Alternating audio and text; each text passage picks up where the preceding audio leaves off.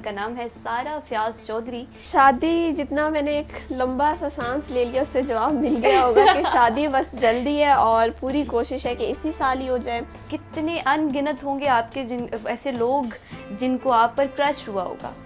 हिजाब और वो जो अबाया मैं पहनती थी उसकी तो मैं बहुत रिस्पेक्ट करती हूँ। शादी एक कॉन्टेक्ट है दो फैमिलीज का आपस में, और तो दो लोगों का, और का। दो लोगों ने आगे ज़िंदगी में क्या करना है उस चीज़ का। मेरी दुआ है सारा कि आपके जल्द अज जल्द शादी हो, फिर हम दोनों को इनवाइट करेंगे।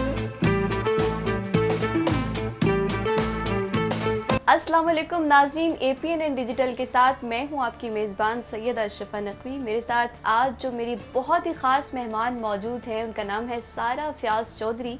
फैशन इन्फ्लुएंसर है, ब्लॉगर है और फेमस टिकटॉकर हैं। अस्सलाम वालेकुम सारा। वालेकुम सलाम। सारा कैसी हैं आप? अल्हम्दुलिल्लाह, आप सुनाएं। मैं बिल्कुल ठीक ठाक। सबसे पहले मैं आपकी तारीफ़ करना चाहूँगी, माशाल्लाह बहुत बहुत प्यारी लग रही हैं। एज़ यूजुअल हमेशा की तरह हसीन और जमील लग रही हैं आप। बस नहीं, अभी मैं, अगर आप मुझे मौका दें तो मैं शाम तक आपकी तारीफ़ करती रहूँ। सही है। और सुनाइए, कैसा आना हुआ, कैसे आपको तकलीफ़ तो नहीं पहुंची यहाँ तक? आपने मुझे इतने प्यार से बुलाया था कि मैं मना नहीं कर सकती थी, और फिर आपने बुलाया था, शिफा ने बुलाया था, तो आना ज़रूरी था। बहुत शुक्रिया सारा आपके टाइम का सबसे पहले।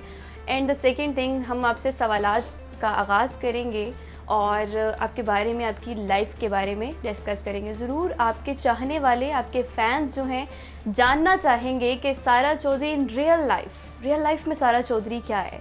तो सारा मुझे ये बताएं सबसे पहले, जो लड़कियां ख़ास तौर पे, लड़कियों को बड़ी चाह होती है अपने जिससे वो आइडियल मानती हैं, उसके बारे में जानने की, तो सब ये जानना चाहेंगे कि आप शादी कब कर रही हैं? शादी, जितना मैंने एक लंबा सा सांस ले लिया उससे जवाब मिल गया होगा कि शादी बस जल्दी है और पूरी कोशिश है कि इसी साल ही हो जाए। और फिर जब शादी होगी तो फिर ही पता चलेगा किससे हुई। अभी मैं उसको सरप्राइज़ रख रही हूँ ताकि जब शादी हो तभी सबको पता चले। नज़र लग जाती है ना लोगों की, हासिदीनों की, तो इसलिए छुपा रही हूँ मैं। छुपा रही हैं अभी उसको। तो मतलब अब इतना तो बता ही सकती हैं कि वो कैसे हैं? मेरा ख़्याल से कि हर लड़की को एक ऐसा इंसान चाहिए होता है जो अपार्ट फ्रॉम द फैक्ट कि वो लुक्स में कैसा है, वो पैसे कमाता है या नहीं, उसके घर वाले कैसे हैं, वो कैसा है, एक ऐसा इंसान होना चाहिए जो सपोर्टिव हो, जिसका बात करने का अंदाज़ ऐसा हो कि मतलब मुझे वो लड़के बहुत अट्रैक्ट करते हैं जो धीमे लहजे में बात करते हैं और आंखें झुका के बात करते हैं। तो ये सारी क्वालिटीज़ उनमें हैं। अरे वाह, अब बिल्कुल ऑपोजिट। मतलब लड़कियां अमूमन ऐसा सोचती हैं कि उसको भारी आवाज़ में बोलना चाहिए, वो बहुत दबदबा होना चाहिए और वो एक कोई जिल्लात किस्म का मर्द होना चाहिए। पता नहीं कौन सी लड़कियां, मैं उन लड़कियों में से नहीं। अरे ग्रेट। अच्छा, तो आपने कैसा पाया अपने फ्यूचर हस्बैंड को जिनके साथ अभी आप मंसूब हुई हैं? खुदा करे आप हमेशा खुश रहें उनके साथ। कैसा पाया? आप जैसा सोचती थी वो बिल्कुल वैसे ही हैं? जैसा मैं सोचती थी उससे बहुत बहुत ज़्यादा अच्छे हैं, बहुत सपोर्टिव हैं, बहुत समझते हैं, और सबसे बड़ी बात यह है कि जब मुझे गुस्सा चढ़ता है ना, वो कुछ भी नहीं करते। तो इसलिए मुझे लगता है जो ऐसा इंसान जो आपसे बिल्कुल ऑपोजिट हो, आप उसके साथ ही रह सकते हैं। अच्छा, तो मतलब वो जो लोग कहते हैं कि हमें सेम मिजाज का होना चाहिए, अगर देखें ना तो फिर वो ये होगा कि अगर मुझे बहुत गुस्सा आता है, उनको भी बहुत गुस्सा आता है, तो फिर रहना मुश्किल हो जाएगा ना। मुझे बहुत गुस्सा आता है, उनको बिल्कुल गुस्सा नहीं आता, तो बस ज़िंदगी गुजर जाएगी। अरे वाह, बहुत बहुत अच्छा लगा सुन के कि आप मंसूब हो गई हुई हैं। ये तो मेरे ख्याल से सैड न्यूज़ सुना दी अपने फैंस के लिए। अच्छा, मुझे ये बताएं, इतनी प्यारी हैं आप, तो कितने अनगिनत होंगे आपके ऐसे लोग जिनको आप पर क्रश हुआ होगा, लेकिन फिर भी अगर हम उसको मैयर करें तो कितने ऐसे लोग हैं जिनको बहुत बुरे किस्म का क्रश हुआ, जो पीछे ही पड़ जाए? अच्छा, मैंने क्योंकि अपना BS ऑनर्स किया है फॉर्मल कॉलेज से, और वहाँ पे मैं हिजाब लेती थी, अबाया पहनती थी, क्योंकि मुझे इतना टाइम नहीं मिलता था कि मैं तैयार हूँ, अपने देखो मैंने क्या कपड़े पहने हैं। तो अब जब वो मेरे कुछ दोस्त मिलते हैं तो वो मुझे कहते हैं, हमने तब इसलिए अप्रोच नहीं किया क्योंकि हमें लगा कि अगर हम कोई बात भी करेंगे तो आप सूरतें पढ़ना शुरू कर देंगी, नमाज पढ़ना शुरू कर देंगी, तो इसलिए हमने कुछ भी नहीं कहा। लेकिन अब हैं, बहुत सारे लोग हैं, और उसमें शायद एक ऐसा मुझे याद भी है जो बेचारे की शादी हो भी गई, तब भी वो बेचारा मुझे मैसेज करके कह रहा था कि आप बहुत अच्छी हैं और आपसे मैंने सीखा है कि कैसे किसी की आप इज़्ज़त कर सकते हैं, जितनी आप केयर दोस्तों की करती हैं वैसा कोई इंसान नहीं होता। लेकिन खैर मैंने उसको फिर समझाया कि अब क्योंकि आप किसी और से मुंसलिक हैं तो आपके लिए बेहतर है कि आप अपना ध्यान, टाइम सब कुछ उन पे लगाएं। तो ये कौन सा जज्बा है कि एक तरफ आप मंसूब भी हैं किसी के साथ और फिर आप किसी और को उस पे क्रश है आपको? माशाल्लाह, वो ये क्या- तो जज्बा वो है जो यहाँ लाहौर में इतना फेमस है। बाबा हो, कोई 60 साल का, 50 साल का हो, उनको कुछ नहीं चाहिए, बस वो एक मुहावरा है ना, नब्ज़ चल रही हो और उनको लड़की चाहिए। मेरा इंस्टाग्राम भरा होता है, मतलब 50 साल के अंकल हैं और वो मुझे कह रहे हैं कि आप ना व्हाट्सएप नंबर करें, हम दोस्ती। अब बंदा पूछे कि आपकी कब्र में टांगी, आपने मुझसे दोस्ती करके क्या करना है? पर उन्होंने दोस्ती करनी है। नहीं, ये दोस्ती का मतलब क्या है? दोस्ती का मतलब ये है जी, खाना खा लिया, दूध पी लिया, आप सुनाएं कैसी हैं, फिर वो दोस्ती 2 हफ्ते बाद प्यार में बदल जाएगी, फिर उनको प्यार हो जाएगा। ये तो दोस्ती। मोहब्बत की पहली सीढ़ी जो दोस्ती है। जी। सही। तो मतलब आपने जैसे कहा कि नब्ज चलती रहनी चाहिए और फिर ही किसी पे भी हो जाते हैं, लेकिन आप तो इतनी हसीन है, फिर इतने सारे लोगों को आप पर ही क्यों होता है क्रश?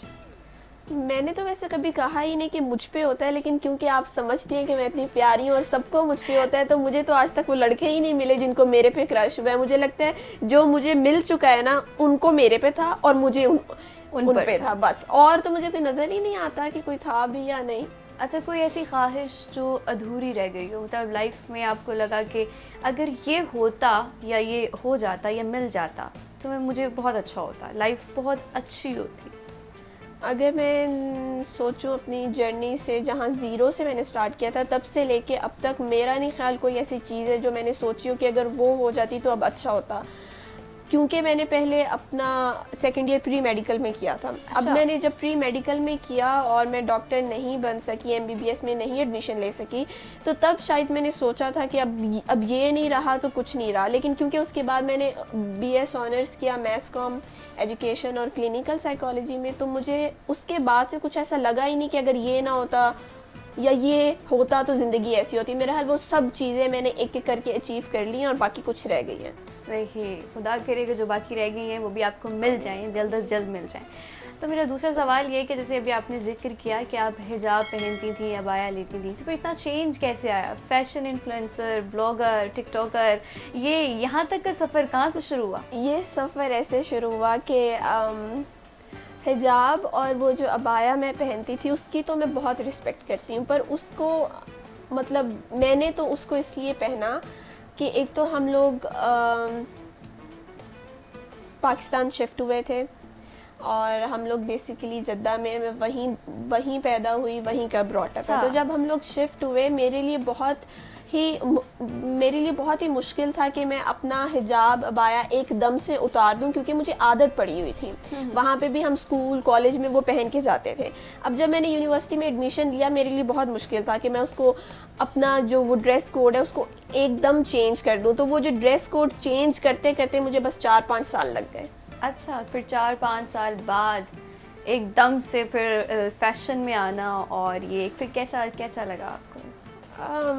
अच्छा लगा और अभी भी बहुत अच्छा लगता है। मुझे लगता है कि आप हिजाब पहने या आप अबाया पहने ना पहने, आपका जो भी ड्रेस कोड हो, बस आपकी जो मॉरल वैल्यूज़ है ना वो स्ट्रॉन्ग होनी चाहिए। ग्रेट।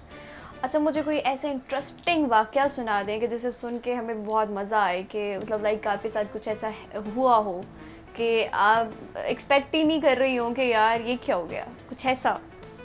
अच्छा, वैसे तो मेरे साथ ऐसा बहुत कुछ होता रहता है और वो हर रोज़ ही होता रहता है।